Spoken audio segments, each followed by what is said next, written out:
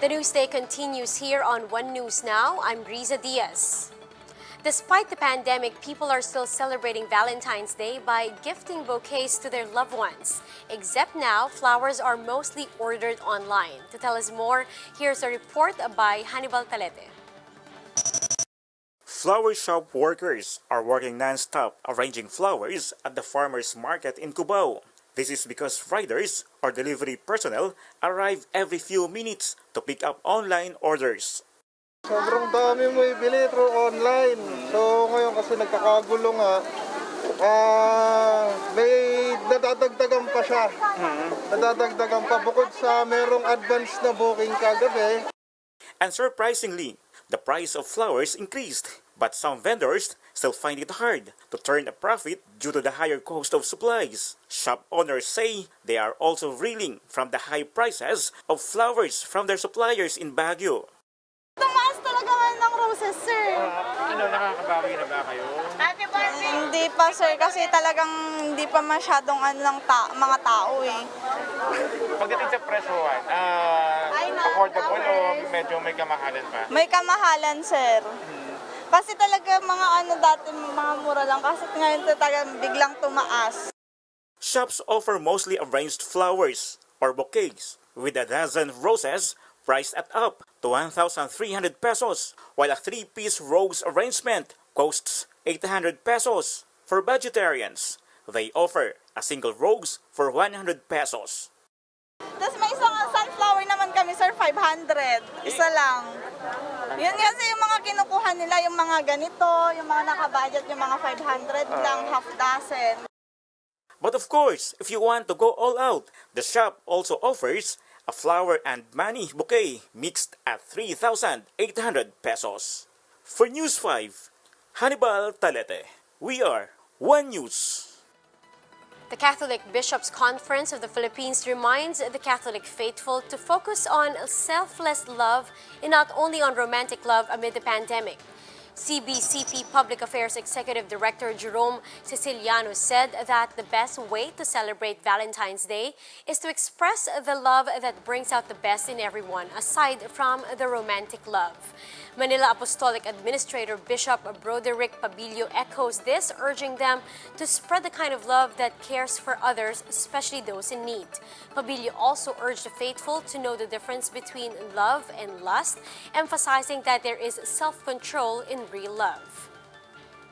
The Catholic Church is now gearing up for this year's Holy Week observation. This after IATF's decision to raise church capacity to 50%. CBCP, through Bishop Pabilio, says they are still working on how to address problems posed by Visita Iglesia as it involves people moving from church to church. Pabilio adds that devotees may choose to observe online Visita Iglesia, which was already practiced even before the pandemic. February 17, Ash Wednesday, marks the beginning of the Holy Week observation. And we've been keeping close tabs on vaccine developments around the world, but experts from the Johns Hopkins University say drug makers have also been making strides in finding a cure for the virus. Bloomberg surveillance reports. Let's watch this. There is certainly good news all around. Eli Lilly recently had an approval of a dual monoclonal antibody. And so with two different drugs, they're able to lower the dose and eventually, although the trials are still ongoing, possibly shorten the administration time. Right now it's a 60-minute IV infusion. But it is designed to help prevent hospitalization and death in patients with mild or moderate symptoms. So all good news. Is it good news, Jason, because they could also be more effective in combating mutations or variations of this COVID-19? So far, it does look like that the broadly neutralizing antibody present in this drug works against the UK variant. I have not seen data thus far about the South Africa variant, but it stands to reason that there would be good support there as well in reducing hospitalization and death. Jason, when we get through the vaccinations, what people are going to say is what took so long. What is the constraint to beginning to have 50-year-olds get vaccinated? Well, I think the supply is the the Supply. ultimate answer to that. Right. We have a pent-up demand. Obviously, we have, I was on a call with the recent senator here in Baltimore and basically having a conversation with constituents, and the conversation was repeated by every caller, which is, I'm on a list at multiple different locations. I'm over 50 years old. I can't get access to the vaccine. Exactly. I've been given no date. Right. So it's about supply.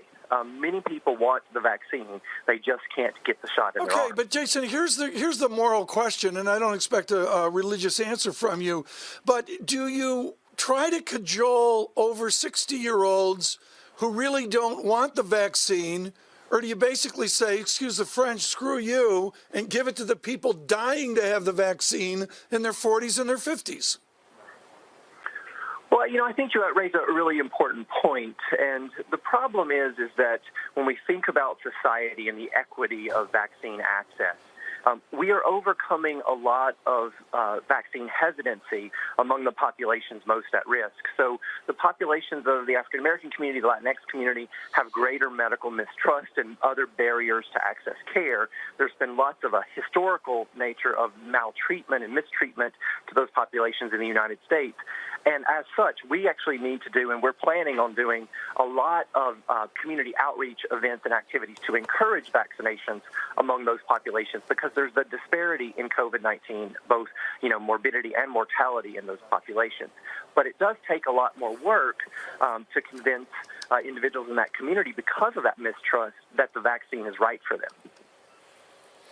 Jason, why are not more countries doing genome sequencing like the UK? You need to understand what we're dealing with, right? So if you have a PCR test, and it can also tell you exactly what the mutations and variations are. Until more countries do that, are we really blind as to whether these vaccines can combat future mutations?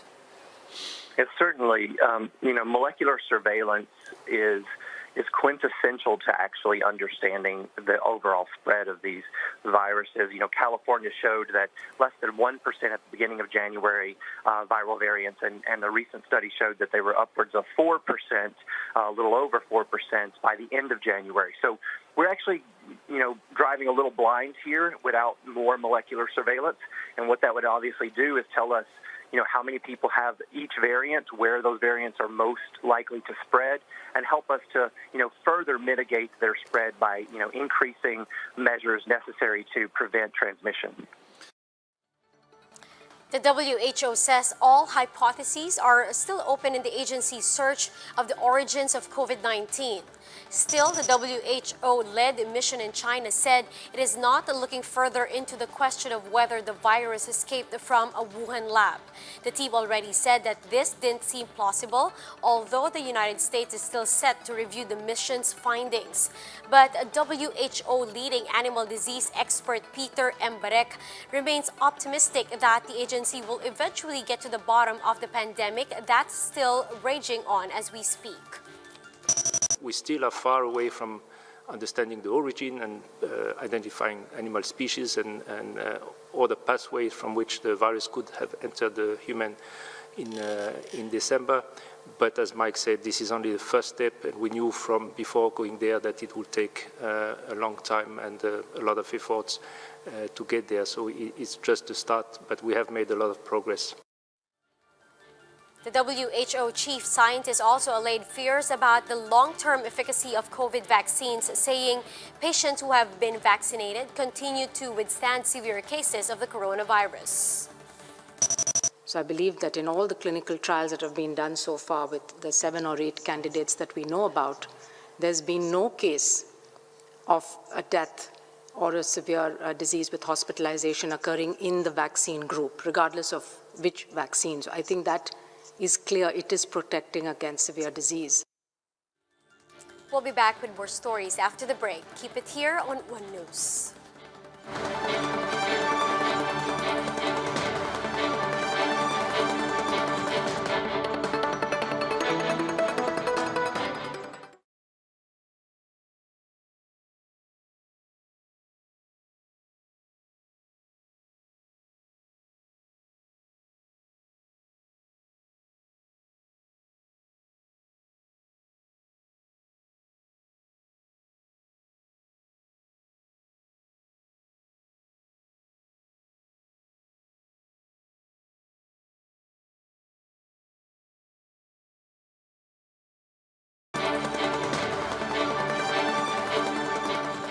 you're still watching One News Now, I'm Riza Diaz.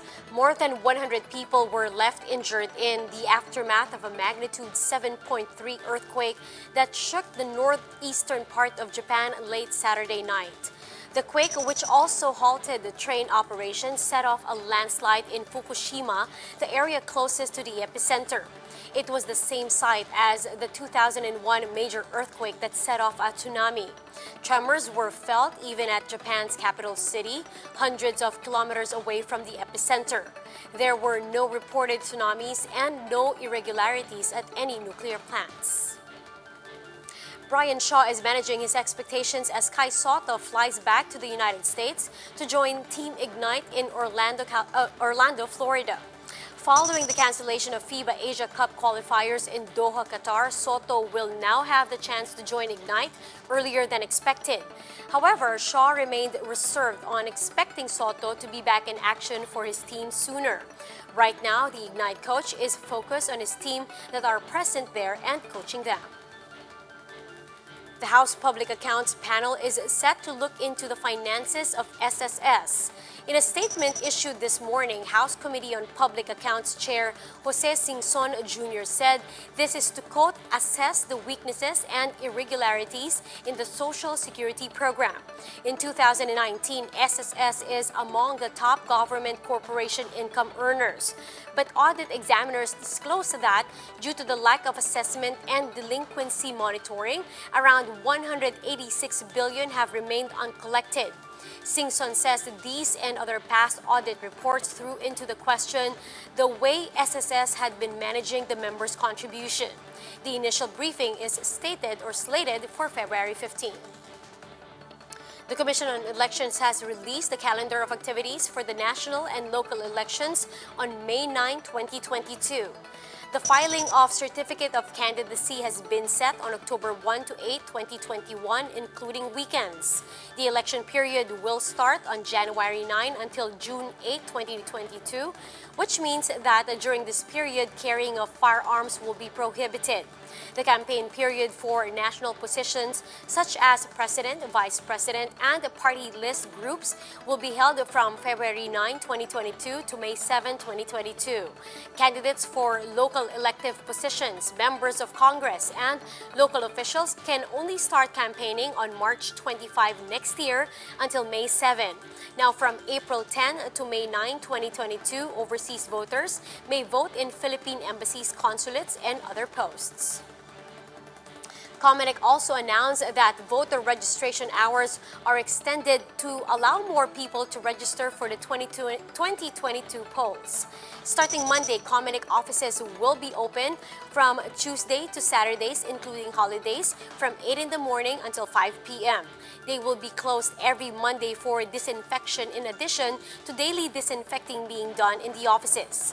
Previously, voter registration was only conducted from Monday to Thursday, 8 in the morning until 3 in the afternoon.